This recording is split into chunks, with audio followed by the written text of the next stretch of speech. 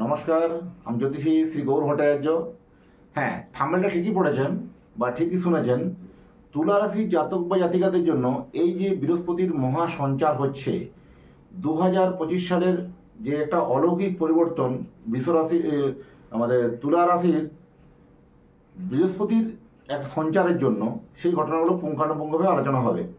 আগামী গত 14ই মে থেকে শুরু হয়ে গেছে, 14ই মে 2025, 18ই অক্টোবর, 14ই মে থেকে শুরু হয়েছে 18ই অক্টোবর 2025 পর্যন্ত এই তুলা রাশির ক্ষেত্রে কি কি জীবনে পরিবর্তন আসবে, কি কি জীবনে একটা সঞ্চার হবে, কি কি জীবনে একটা চেঞ্জ আসবে, এই ঘটনাগুলো সম্পূর্ণ আলোচনা করব। তুলা রাশি অনেক বাধা বিপত্তি অতিক্রম করে এসেছেন, এবারে কিন্তু মুখে হাসি ফিরবে বা মুখে হাসি ফুটবে। এই তুলা রাশির ক্ষেত্রে অনেক ক্ষেত্রে দেখা যায় যে ভাগ্যস্থান কখনোই সাপোর্ট করছিল না। এবারে প্রথমে আমরা ভাগ্যস্থান সাপোর্ট করবে, কারণ নবম স্থানে বৃহস্পতি চলে এসেছে। তুলা রাশির সাপেক্ষ নবম স্থানে বৃহস্পতি এসেছে, দশম স্থানে কিছুদিনের জন্য থাকবে। যথেষ্ট কিন্তু ভাগ্যস্থানে বৃহস্পতির উপস্থিতি তুলা রাশির জন্য ভালো বলে ইঙ্গিত করা যায়। এর কোন কোন দিক দিয়ে ভালো যাবে, কি কি সাবধানতা অবলম্বন করবেন, কি কি মানবেন বা কি কি মানবেন না, সমস্ত বিষয় নিয়ে আলোচনা করব। ভিডিওটা স্ক্রিপ্ট না করে শেষ পর্যন্ত অবশ্যই মনোযোগ সহকারে দেখুন।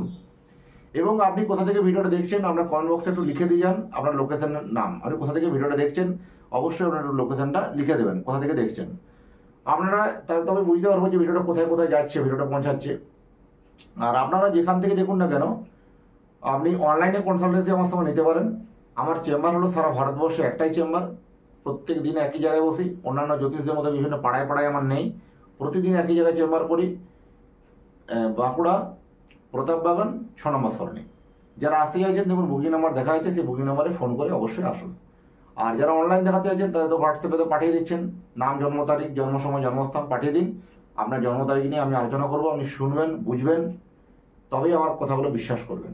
আগে বলবো আমার অতীত জীবনের কথা, তারপরে বলবো বর্তমান জীবনের কথা, তারপরে বলবো ভবিষ্যৎবাণী।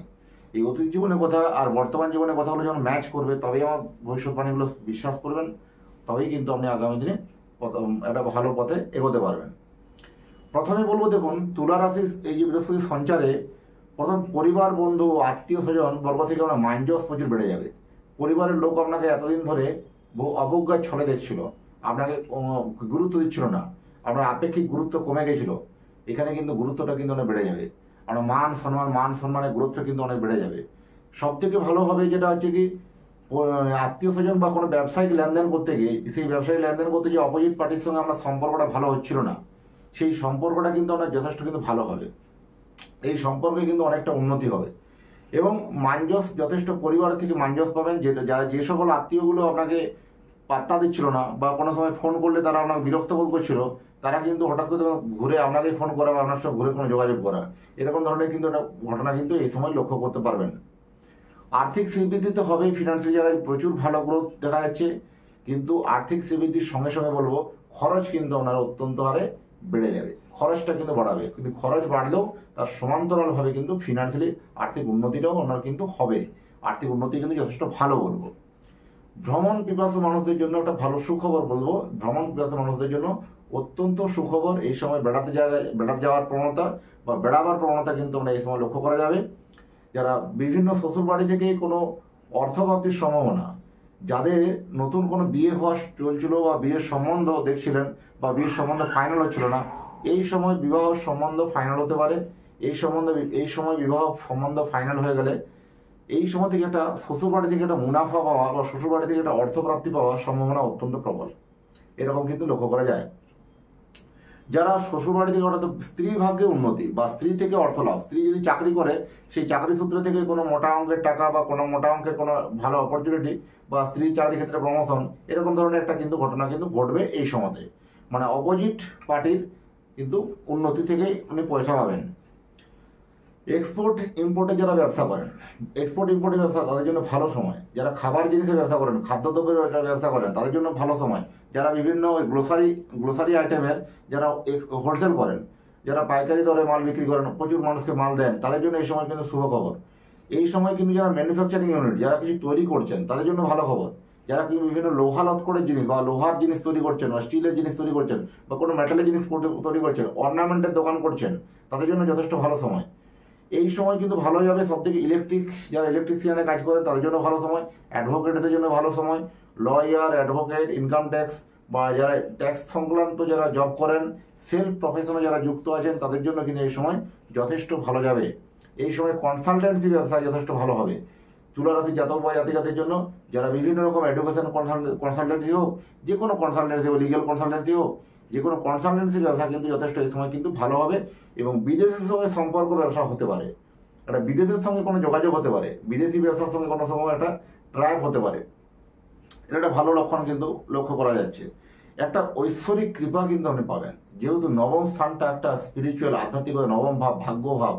এখানে কিন্তু নবম স্থানে বৃহস্পতির একটা প্রভাব দারুণ, কিন্তু ওনার রাশির নবমে বৃহস্পতি বসে আছে। এটা কিন্তু দারুণ একটা ঐশ্বরিক কিন্তু আপনি ক্ষমতা বা ঐশ্বরিক আপনার পাওয়ার বা ঐশ্বরিক আপনার মনোবল কিন্তু আপনার আসবে, যেটা আপনি কখনো ভাবতে পারেননি যে আপনি কাজটা করতে পারবেন। হঠাৎ করে সেই কাজটা করার জন্য আপনার এনার্জি লেভেল কিন্তু বেড়ে যাবে, সেই কাজটা আপনার জন্য কিন্তু সাকসেস হয়ে যাবে, সেই কাজটা কিন্তু আপনি করতেও পারবেন। এরকম ধরনের কিন্তু ঘটনাগুলো ঘটবে। যারা বিভিন্ন পলিটিক্স, যারা বিভিন্ন রাজনীতি নিয়ে যুক্ত আছেন, আপনার রাজনীতিতে পাত্তা দিচ্ছিল না, আপনি রাজনীতি দলে কোনো গুরুত্বই পাচ্ছিলেন না, সেই আপনার দলের লোকগুলো আপনার সঙ্গে বারবার ধরে বেইমানি করছিল, বারবার ধরে আপনার পিছনে কলকাঠি নাড়ছিল, সেই তারা কিন্তু আপনার জন্য কিন্তু এই সময় শুভ খবর শোনাবে। তারা কিন্তু এই সময় আপনার পিছনে হয়ে যাবে, তারা কিন্তু অটোমেটিক আপনার গুরুত্ব দিতে শুরু করবে। তারা কিন্তু আপনাকে কোনো জায়গাতে যেগুলো ডাকছিল না সেগুলো আপনার ডাকবে। একটা কোনো গোপন বৈঠক করতে পারে, বা সেই গোপন বৈঠকের কোনো রকম আপনাকে নিয়ে কোনো জিনিস, একটা ভালো গুরুত্বপূর্ণ আলোচনা তৈরি হতে পারে। সেই গুরুত্বপূর্ণ আলোচনা কিন্তু আপনার আগামী রাজনৈতিক জীবনে বা রাজনৈতিক প্ল্যাটফর্মের জন্য যথেষ্ট কিন্তু ভালো সময় এটা ইঙ্গিত করা যায়, বা ভালো সময় কিন্তু ইঙ্গিত দেবে।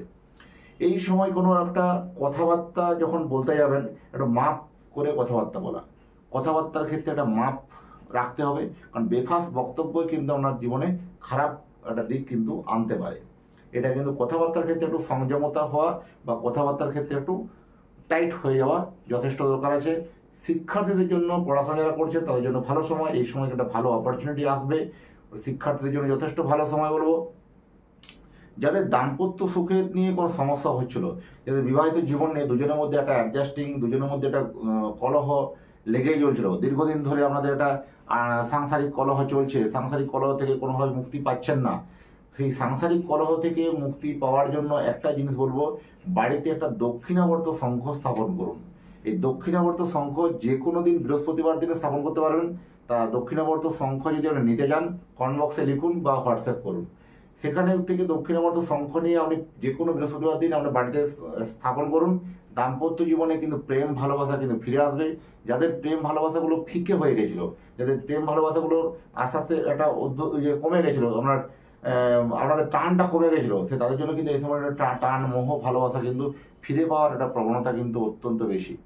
এই যে প্রেম বা ভালোবাসা ফিরে পেতে গেলে যে দক্ষিণাবর্ত শঙ্খর যে বললাম টোটকাটা, দক্ষিণাবর্ত সংখ্যা কীভাবে রাখতে হবে, কবে রাখতে হবে, সমস্ত জিনিস আপনাকে পুঙ্খানুপুঙ্খভাবে জানিয়ে দেওয়া হবে। আর আপনি যদি দক্ষিণাবর্ত শঙ্খ কিনতে চান, আপনি হোয়াটসঅ্যাপ করুন, আপনার অ্যাড্রেসে বাই পোস্টে আমি পাঠিয়ে দিতে পারবো। তো এই যে বৃহস্পতির যে অতিবারী সঞ্চার ছিল তুলা রাশির জন্য, এই তুলা রাশির জাতক বা জাতিকাদের জন্য জীবনে একটা বড় ভাস্ট পরিবর্তন, জীবনে একটা বড় ভাস্ট চেঞ্জ কিন্তু আসতে চলেছে। এই ছোট ছোট ঘটনাগুলো আপনি যদি মেনে চলেন, জীবনে অনেক অনেকাংশে ভালো ফল পাবেন, পজিটিভ ফল পাবেন, আপনারা ভালো থাকবেন।